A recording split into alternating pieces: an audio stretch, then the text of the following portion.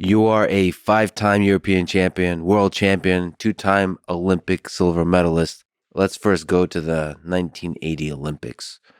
Where was your mind? What was your preparation like? What was your strategy leading into that Olympics? That was my first Olympic Games. So my preparation was a little bit different to how it was the 84 and the 88 Olympic Games. And I'd kind of done part of the preparation as well for 76 Olympic Games. I wasn't quite old enough for those, but I was first reserve. So in 1980, I'd had 4 years build up, and I was hungry, and I was one of these young athletes, and I see them so often now, that was developing and, full of, I won't say I was full of myself, but I was certainly confident of my ability, and I wanted to conquer the world. And I'd had a couple of really tight matches with the current Olympic world champion. So I knew that there was a possibility that I could get there for the 80 Olympics. So building up to the 80 Olympics was quite interesting, because I was kind of coming through the weights, and I was halfway in between the 71 kilos weight category and the higher weight category of 78 kilograms.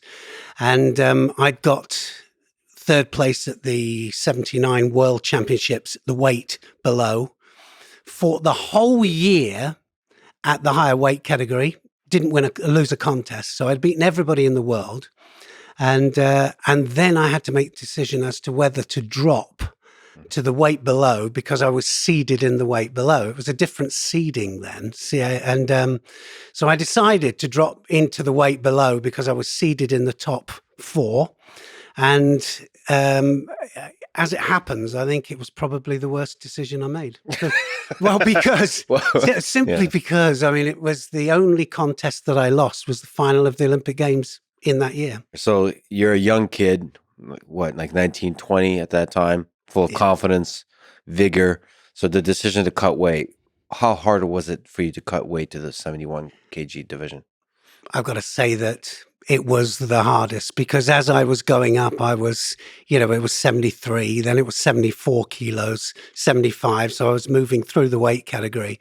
It wasn't like I was stuck in the middle and then I dropped the odd time to compete. It was literally going up in weight by a kilo every month. And then by the time I came to a month or two before the Olympics, it was really hard. Fought the European Championships at the higher weight category and won that. And so everybody that was in the on the Olympic rostrum at the European at the Olympic Games was on my rostrum at the European Championships. Mm-hmm. So was it a mistake? Yeah, because I didn't have my diet sorted out. My nutrition was appalling. And when it wasn't as kind of readily available as it is now for the nutrition. And I would say that if anything lost me that final, other than the fact that I was fighting somebody who was terrific, he was an excellent, brilliant athlete. But it definitely didn't help that my nutrition was not very good. Okay, so you lost to Ezio Gama. There's probably a lot of that we could say about that particular match. Maybe let's zoom in. What were your strengths and weaknesses judo-wise in that Olympics? You said you haven't really lost a match. You won the European Championship leading into it. But if you had weak spots, okay, you already said diet, but specifically on the mat in terms of judo. I think that none of the fights lasted time going into the final, So I won fairly quickly, and every match by Ippon, way before time. Do you remember how? You won the matches? I won them by a couple of throws for Ippon, and then arm lock for Ippon. Semi-final was an arm lock against the East German, Kruger. And I was flying through, What were the throws? Do you remember? Tayatoshi, Uchimata, my favorite kind of tokuwaza, my favorite throws. And then a Jujikatami as well, which was a Jujikatami roll against an East German who I'd beaten before, but always had a really tough match, but managed to beat him well. So you had a beautiful exhibition of Japanese type judo in the first 2 matches. Yeah. You threw people, and then you also did the newaza. You armbarred a person. Great. Yeah. So you're going into the final.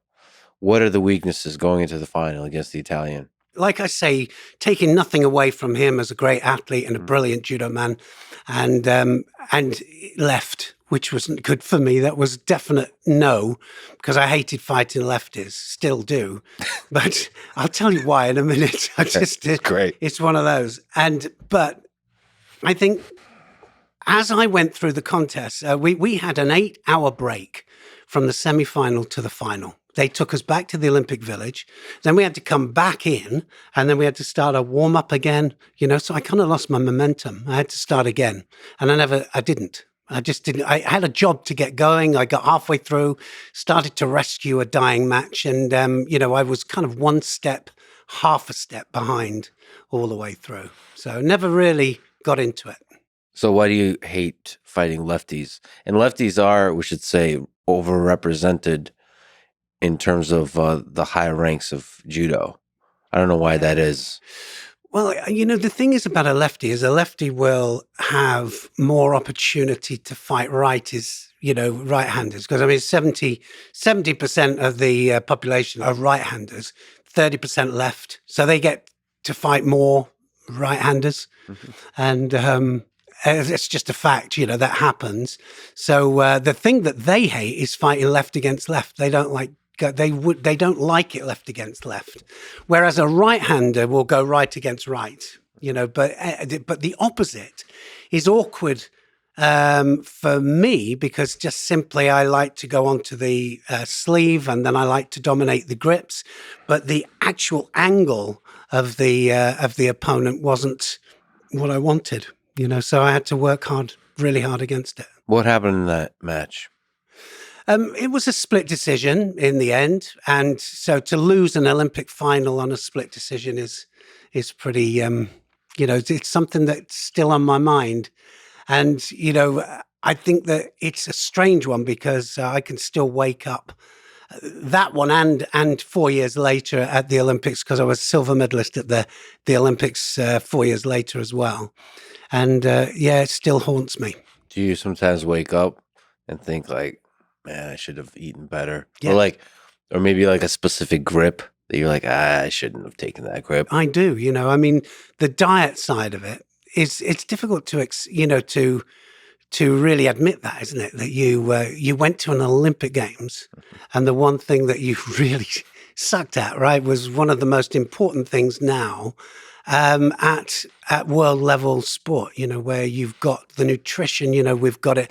You would think that most people have got it sorted, but there's still people making mistakes, and still people that haven't got it totally sorted. And then there's people like Travis Stevens, who I think doesn't care. He'll just have atrocious nutrition, and he just makes it work. I think the way he spoke about it is you can't always control nutrition, so it's best to get good at having crappy nutrition. It's a good way of looking at it. Maybe that's what I did. Yeah, exactly. Do you remember what you were eating? Are we talking about like candy or? Yeah, well, I got a sweet tooth, but it wasn't really. I didn't have a lot of money at that particular time either, so the diet wasn't steak and good nutritional salads and things like that. I did what I thought was best without, proper advice. And the crazy thing is that I had such good advice as well, when it came to kind of fitness training and things like that. We're quite ahead of our time, and, we really had it nailed as far as the conditioning was concerned. The judo training as well was way in advance, because I was a good trainer and I trained more than most. Mm-hmm. I can honestly say that. It probably got me away with a lot. Where was your mind? So mental preparation going into that Olympics.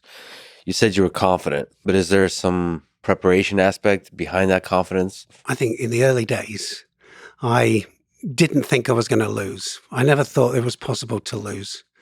And I think that I went into every contest expecting to win. So when it didn't quite go my way, I didn't lose that many contests, so the only ones I lost were in the final of the World Championships or in the final of the Olympic Games.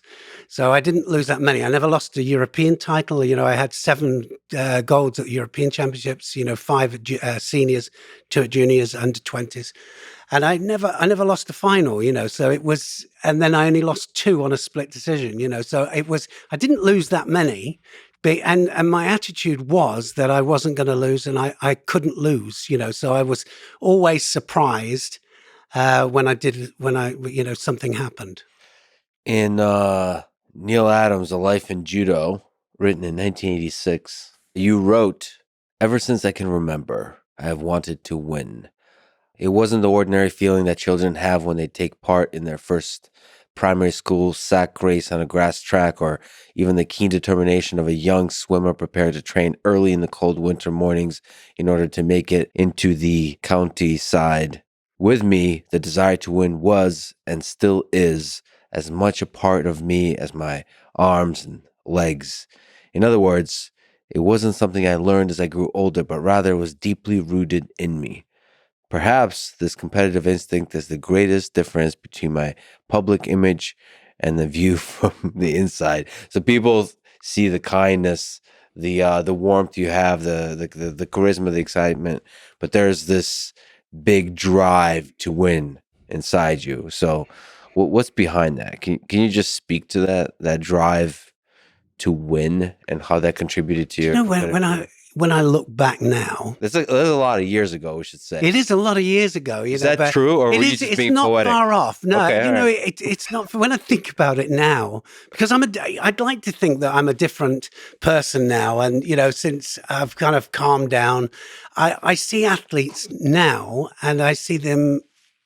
And their kind of arrogance, their walk, and it's a strut, and it's a kind of a confidence, isn't it? And as we're older, and as I've become older, I've calmed down, but it doesn't matter what I'm doing; it's still that will to win, and I'm much better at masking it now if I don't, but it still bothers me as much. You're talking about I don't know, even just stupid, silly things, I don't know, a game of pool or something like this, or just anything. Yeah, I'm still trying to win.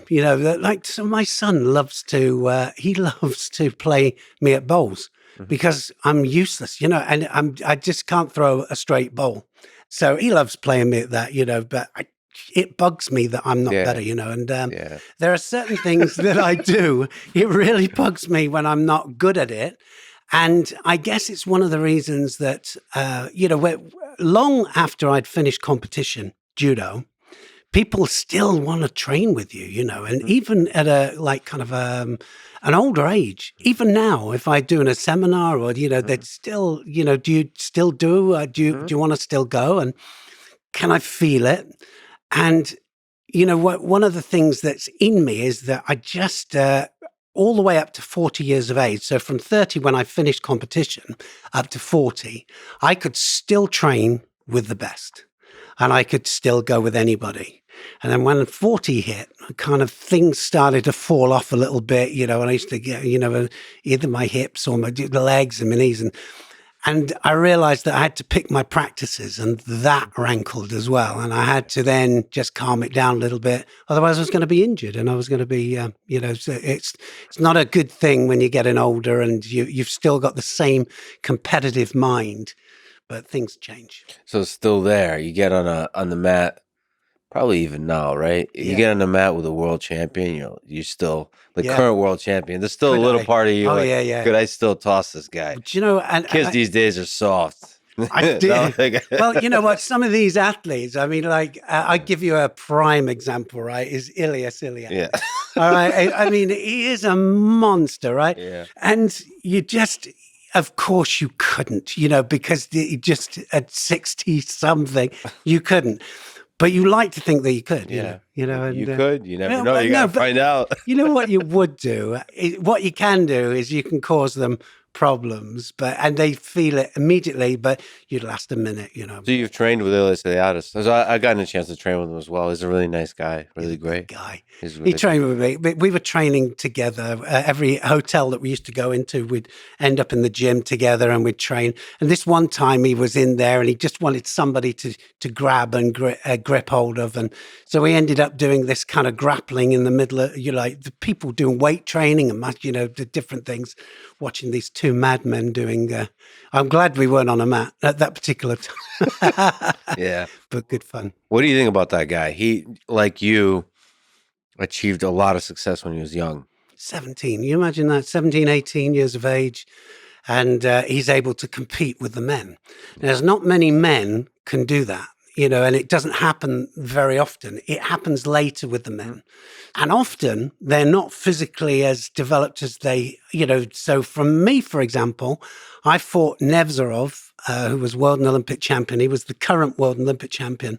And they sent me to the European Championships senior at 17. And so that doesn't happen very often. And I pulled Nevzorov. So I fought Nevzorov and I had him really worried, because he expected, without a doubt, to come out, throw this kid, and junior. And he was like thick and shredded, like he's a man. He was shredded. There's a picture of him in his judogi, and his judogi is just cut, and it's, and he looks the business.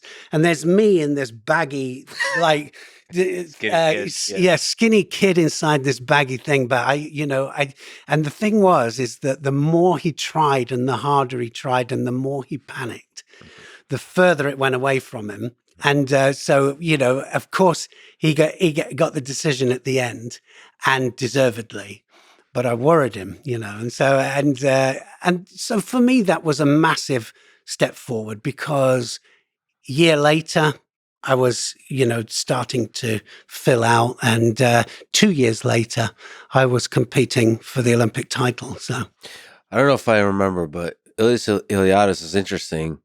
Because even at 17, I feel like he was doing big throws, like literally lifting them with the just hips. rips them out of the ground, And I was saying to Nikki, my wife, and she said, "What would you do now that was different than what you did then?" And I said, "But I never had any pickups, I didn't. That's not what we did, But you have a look at the young."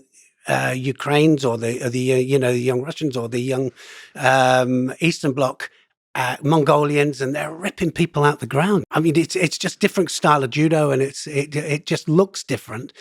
But now they're starting to do traditional style judo as well.